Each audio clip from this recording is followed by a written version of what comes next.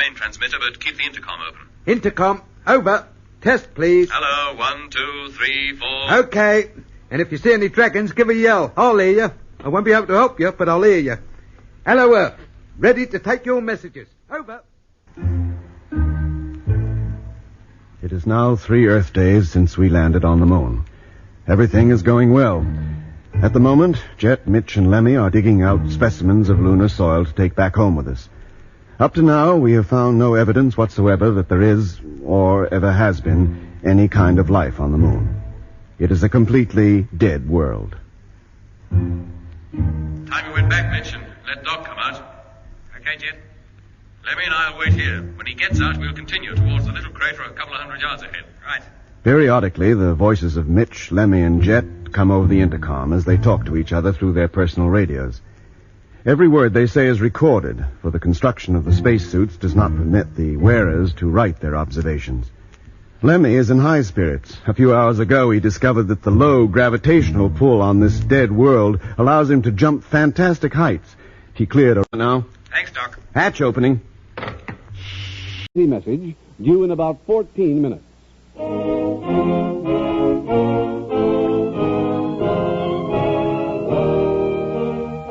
Tonight's F.B.I. file, The Flophouse Frame-Up.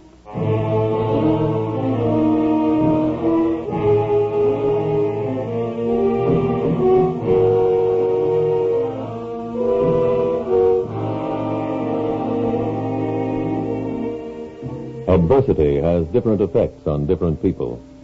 Some have the moral stamina to conquer their personal misfortunes, and almost to turn them to their advantage. Beethoven, for example, became deaf in the midst of his career as a composer. Instead of losing heart, he explained that now he would no longer be bothered by outside noises, and his last works are considered by the experts to be his best. In our own time, we have seen a Helen Keller prove that being a blind deaf-mute is not an automatic sentence to oblivion. The list of these men and women, the ones who have overcome their adversities and gone on to establish themselves as entities, is endless. There unfortunately also are among us those who have not conquered their problems, who have not had the will to strike back, who have been content with their periods of enlistment as soldiers of misfortune. If their lives were charted on a graph, the line would be one continuous downward plunge, and the line would end at a certain street. The street in every city where the human derelicts gather. In many cities, the very name of the street has been almost forgotten, and it becomes known as Skid Row. To the men and women there, only one thing is sure. They cannot sink any lower, cannot skid any further. A few, they know, will escape and return to the outside world. But for the others, the great majority, there is no escape, except death.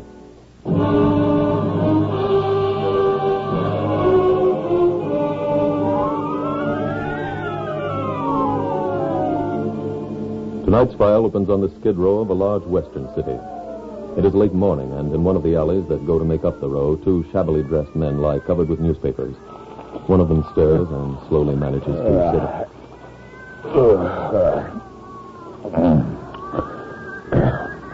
Morning, sir. Looks like another nice day. People be feeling good today. Maybe we'll get enough for a couple of bags.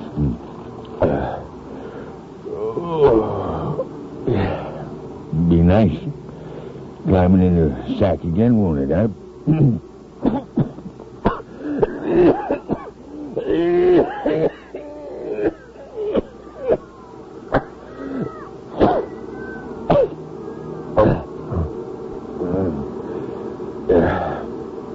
Gets kind of drafty in this alley. It's okay, sir. Okay. It was empty. Both of them empty. Guess we should have saved a couple of drops for this morning. Yep. Might as well get up.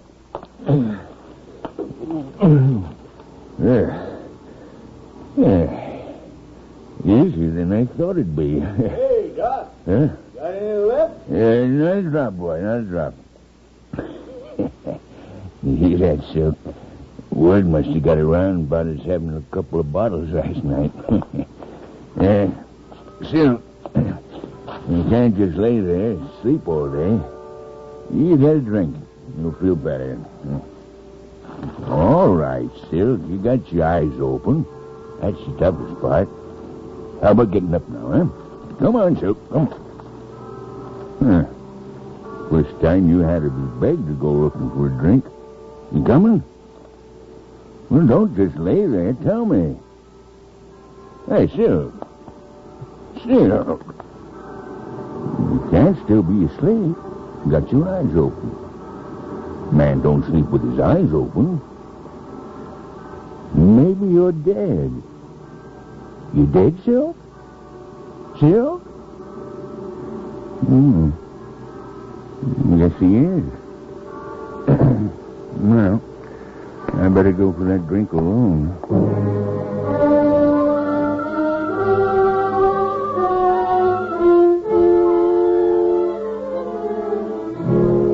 A short while later, at the local F.B.I. field office, Agent in charge Newton is talking to a visitor as the door opens.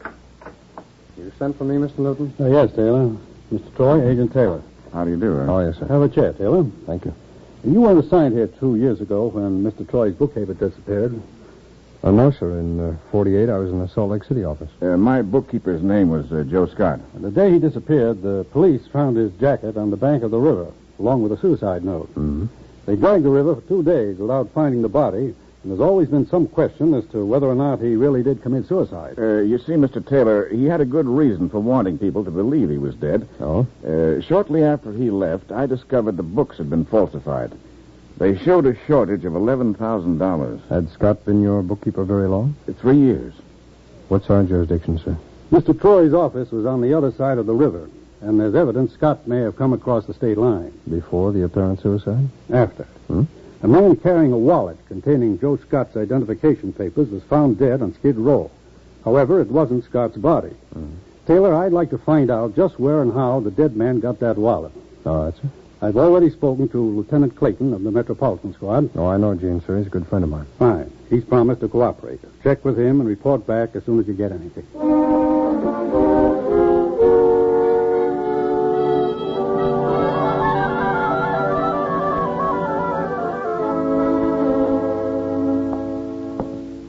Hi, Jim. Hello, Gene. How's the family? Oh, fine, thanks. Say, I got some stuff together for you on that dead man. Oh, who was he? His right name was Charlie Howell, but along the row, everybody called him Silk. He have a record? Usual thing, pickpocketing, vagrancy. How long was he on Skid Row? That's a tough question, Jim. I doubt if even he could have answered that. Once they hit the row, time doesn't mean much.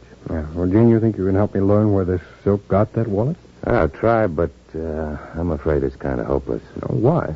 Those things keep moving. A bum falls asleep in an alley, another one comes along and rolls him. That night, the second one gets drunk and somebody rolls him.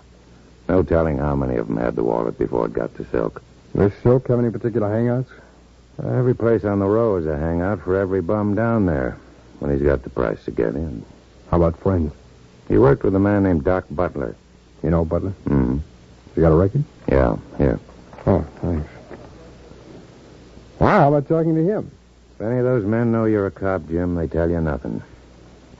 But I got an idea for you. Huh? You got any old clothes around the house? Sure. Why don't you study Butler's record, dirty up a little, go pay him a visit?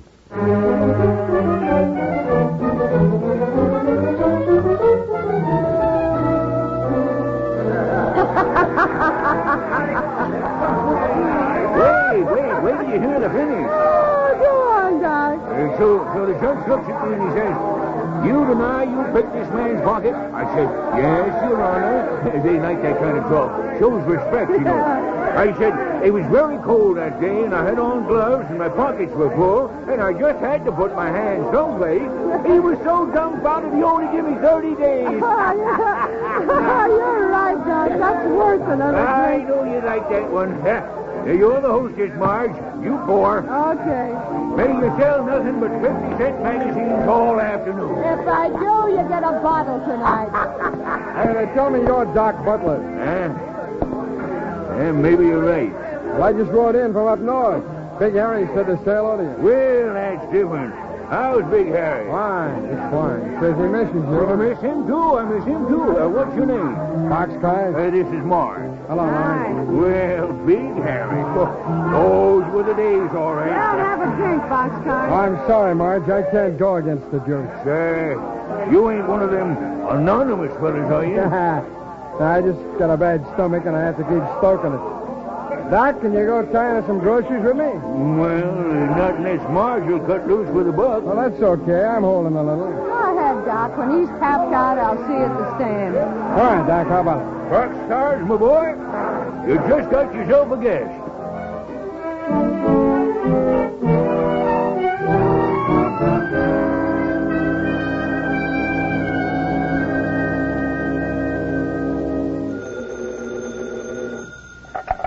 Detective Clayton speaking. Jim Taylor, Jane. You hit the row yet? Yeah, a couple of hours ago. I located Doc Butler. Had any chance to talk to him? Yeah, but I'm not sure the dope he gave me is worth anything. He was on his 10th drink when I found him. What kind of a story did he give you? Oh, something about this Silk and him getting lucky last week and staying at a different flop house each night. That sound right to you? Yeah, it could be. Well, he said he didn't remember which hotel they were in last Thursday night, but that's when Silk lifted the wallet with Joe Scott's identification papers. He got it from the tramp who was in the next bed. If they were in a hotel on the row last Thursday night and they used their right names, we can find out which one it was. They all keep a register. Well, I'm at 5th and Main, Gene. How soon can you make it? Oh, 10 minutes. Fine. As soon as you get here, we'll start checking those registers.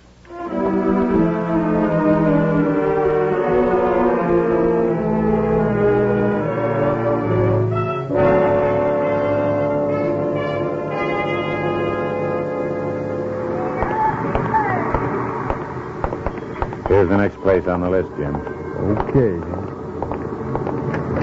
Go ahead, Jim. Thanks.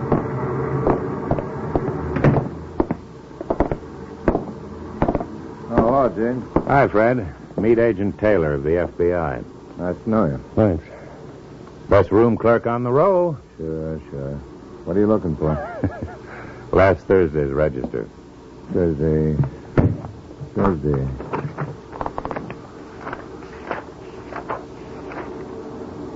Here it is. Thanks. Need me for a minute? Not right now, Fred. Call me if you do. Gene, what's these numbers by each name mean? Just a plain number means a bed. With a circle around it means they had the 75 cents to get a room. That's Doc Butler's name. Mm-hmm. Silk Howell right under it. Yeah, bed's 36, 37. Whoever had 38 was the one with Scott's wallet. Yeah, bed 38 was registered to somebody named R. Jefferson. Say, Fred. Yeah, Jane. The name R. Jefferson mean anything to you? Fred not. You know Doc Butler and Silk Howell, of course. Sure, Doc's here now. Got a room down the hall. I've got a picture of somebody named Joe Scott. I'd like you to take a look at it. Ever seen him before? I don't know. Oh, wait.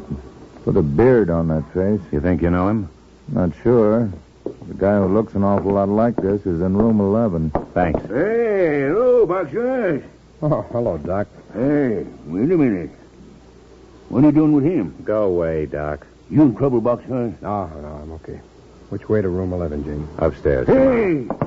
I hear you call him Gene. He's cop. Doc, we're busy. Wait, you must be one, too. Means I've been friends with a cop. Boxcar, you said your name was. Why, you couldn't get into Boxcar. You're a Pullman bum. 11 will be 3 doors down on this side, Jim. Okay. You're real smart. Well, what's the matter?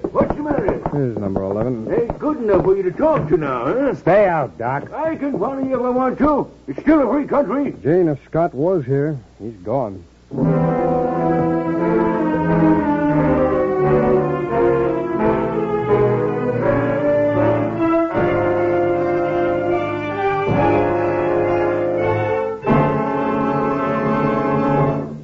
We will return in just a minute to tonight's exciting case from the official files of the F.B.I. Now a special message from the Equitable Life Assurance Society to fathers and mothers of young children, to parents of boys and girls who will be members of college classes of 1965 or 1970. Imagine how proud you'll feel 15 or 20 years from now when your young hopeful writes you and says, Dear Mother and Dad, here's good news. Just learned today that I'll graduate with honors in chemistry. When that time comes, your boy will face the future with confidence because he knows that a university education pays off in 3 ways. First, college men and women earn more money. Yesterday, our college newspaper printed some figures which show that college men earn $72,000 more during their working years than non-college men. Second, college men land the bigger jobs. The article went on to say that out of every 16 men earning $10,000 a year and up, 15 are college grads. Third, college men get more out of life. Their all-round culture, their understanding of art and good books, gives them poise and prestige in their social life. Think over those 3 points, Father and Mother, and decide now that nothing is going to stop your children from getting a college education. Decide to make that education sure with an equitable education fund. An equitable education fund? What's that? It's the painless way to pay for your children's college education. In this equitable society plan, you start when your children are young. Then each year you pay a sum of money that doesn't hurt, an amount that scarcely makes a dent in your budget. When your youngster's ready for college, the money's all ready for him. Well, that's spreading the cost of education over 10 or 15 years instead of taking a beating in 4. Right. Now, suppose the father dies or becomes totally disabled. Then no more payments are necessary. The fund becomes fully established. When the youngster is ready for college, he gets the same education as if his dad had lived. So don't delay a day longer. Let your Equitable Society representative show you how little it costs to start an Equitable Education Fund. Or write care of this station to the Equitable Society. That's EQUITABLE. The Equitable Life Assurance Society of the United States.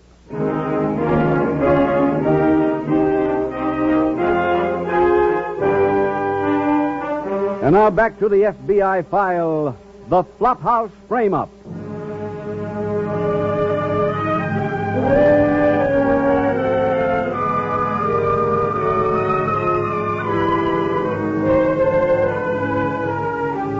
Before receiving his credentials as a special agent of the Federal Bureau of Investigation, every applicant raises his right hand and takes the following oath. I will support and defend the Constitution of the United States against all enemies, foreign and domestic. That I will bear true faith and allegiance to the same. That I take this obligation freely, without any mental reservation or purpose of evasion. That I will well and faithfully discharge the duties of the office on which I am about to enter, so help me God. Sometimes the discharge of those duties takes him far from his desk. Often it is a short trip within the confines of the city in which he happens to be stationed. But there have been times when agents have gone halfway around the world in quest of a suspect. In the case chosen by your FBI for dramatization this evening, 2 years elapsed since the disappearance of the person charged with the crime. But never in that period was there even a hint of the file being closed. For it is part of the procedure of your FBI that a report be made on every open case every 45 days. That kind of dogged perseverance is the reason one fugitive was apprehended 23 years after the commission of the crime, some 6,000 miles from the scene of that crime. That kind of dogged perseverance, too, is a guarantee to you, the American people, that the men you have chosen for this office are doing their job.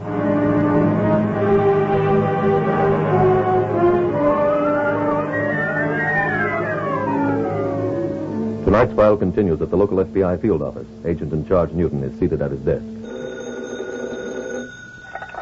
Newton speaking. Jim Taylor, Mr. Newton. Any progress to report? Yes, sir. We're pretty sure that Scott is alive. And here in town? Yes, sir. What do you base that on? Well, I've just come from a flop house. I showed the room clerk that old picture to Scott. He thought he recognized him. As a guest? That's right, sir. We went to his room, but he must have heard us coming and climbed out the window.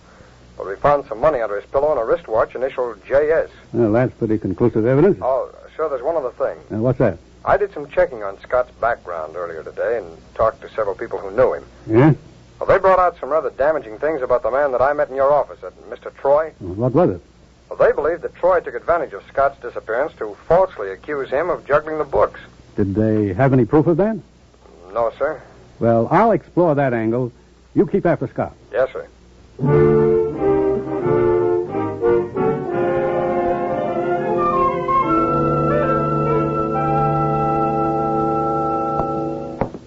Any word in from the freight yards, Gene? Not yet, Jim, but I have got something. No, what's that?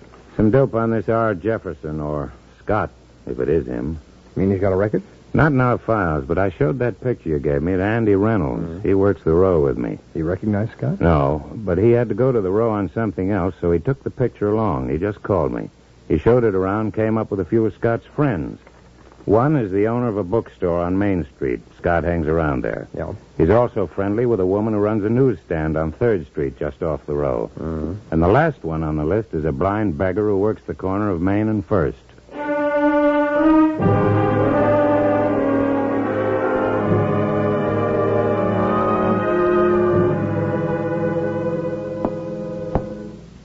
Mr. Jones, I'm a special agent of the F.B.I.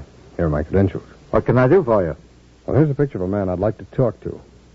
I understand you know him. Yeah, that's Pop Jefferson. Have you seen him today? No, and he should have been here by now. I give him a few dollars every week for dusting the books. What do you want him for? Questioning, sir. If he does show up, Mr. Jones, will you please call this number?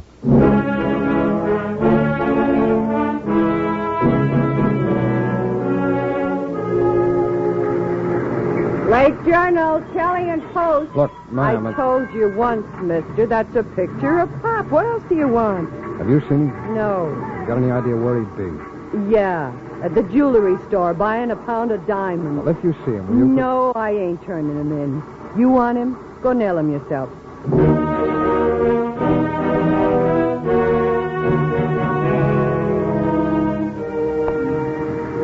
Pencils? Oh, thank you, sir. Have a pencil? Oh, just a little information, please. I understand you're a friend of Pop Jefferson. Yes, that's right. He comes and takes me home every night. Have you been around today? Oh, about 10 minutes ago. He went to the mission house down the block. Thanks very much.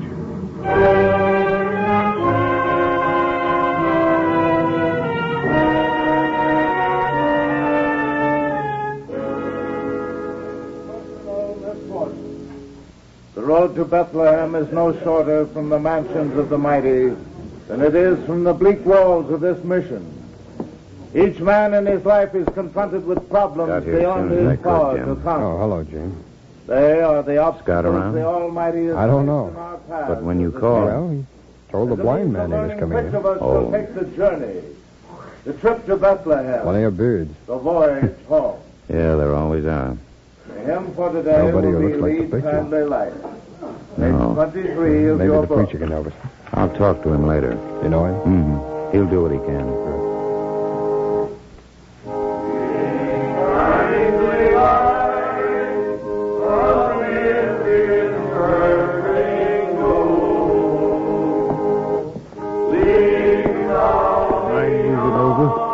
Oh, no. Not a bit. Thanks. Police? Yeah, that's right. You looking for somebody? Pop Jefferson. You mean Joe Scott? You know him? I'm Joe Scott.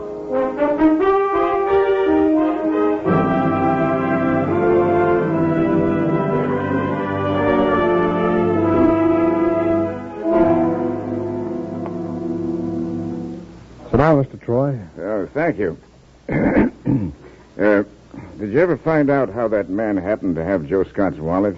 Yes, we did. That's why we called you in. Oh? Come in. Are you ready for me now, sir? Yes, will you come in, please? Mr. Troy, you recognize this man? I'm Joe Scott. Scott? He didn't jump in the river, Mr. Troy. Well, that's fine. Now, about those books, the ones that Mr. Scott here had falsified, according to you. Yes. We've learned that you made up that set. Well, you can't be serious. I am. Well, why should I do a thing like that? So you could go through fraudulent bankruptcy? Oh, that's a lie. We have proof. We have the real ledgers and the ones that Mr. Scott kept. And we found that they're all in order. Now, look. Are you going to take his word for all this? If he was so honest, now, why did he want the police to believe he committed suicide? Tell him, Mr. Scott. Well, my wife died the week before all this happened, and I felt I had nothing to live for, so I went down to the river. But last moment, I couldn't go through with it, so I just decided to go away. Well, that's a very touching story.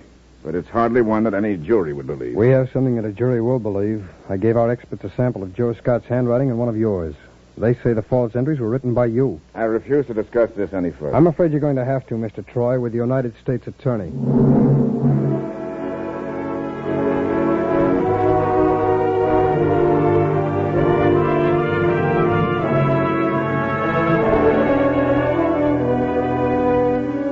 Because Mark Troy failed to disclose to bankruptcy officials funds which he concealed by means of a fictitious set of books, he was convicted of violating the National Bankruptcy Act and sentenced to 5 years in federal prison.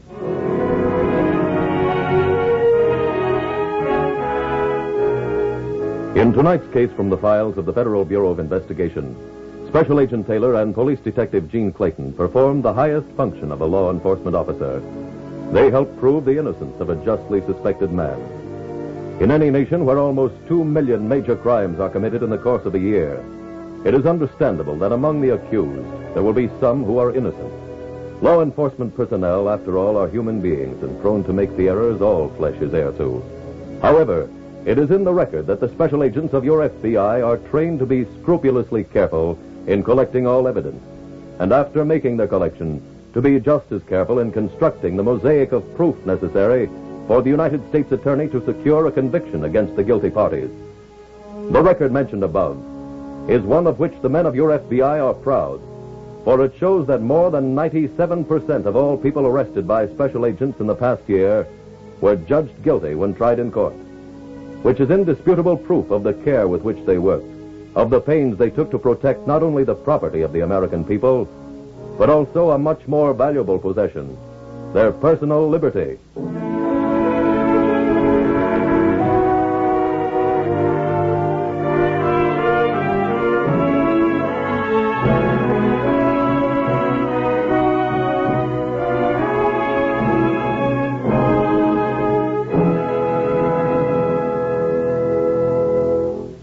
Now, one last word to fathers and mothers. Of all the things you can do for your children, there's no greater proof of your love for them than an equitable education fund. They'll be grateful for it as long as they live. Your boy or girl may only say a few words like, "Thanks, Mom. Thank you, Dad." But you know from the look in his eye and the ring in his voice that he'll never forget your foresight in starting an equitable education fund. Right now, make that wise resolution to see your equitable representative soon.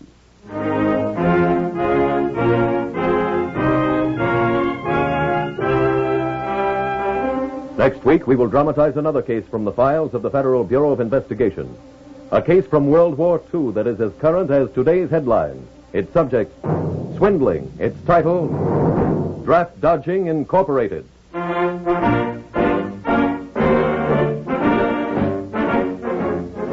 The incidents used in tonight's Equitable Life Assurance Society's broadcast are adapted from the files of the Federal Bureau of Investigation. However, all names used are fictitious, and any similarity thereof to the names of persons living or dead is accidental. Tonight, the music was composed and conducted by Frederick Steiner. The author was Jerry D. Lewis. Your narrator was William Woodson, and Special Agent Taylor was played by Stacy Harris. Others in the cast were B. Benaderet, Herb Butterfield, Bob Griffin, Bill Johnstone, Henry Morgan, Victor Rodman, and Theodore Von Eltz. This Is Your F.B.I. is a Jerry Devine production. This is Larry Keating speaking for the Equitable Life Assurance Society of the United States and the Equitable Society's representative in your community, and inviting you to tune in again next week at the same time when the Equitable Life Assurance Society will bring you another thrilling transcribed story from the files of the Federal Bureau of Investigation. Draft Dodging Incorporated on This Is Your F.B.I. Stay tuned for the adventures of the Thin Man. Fun and excitement for the whole family when the Thin Man comes your way.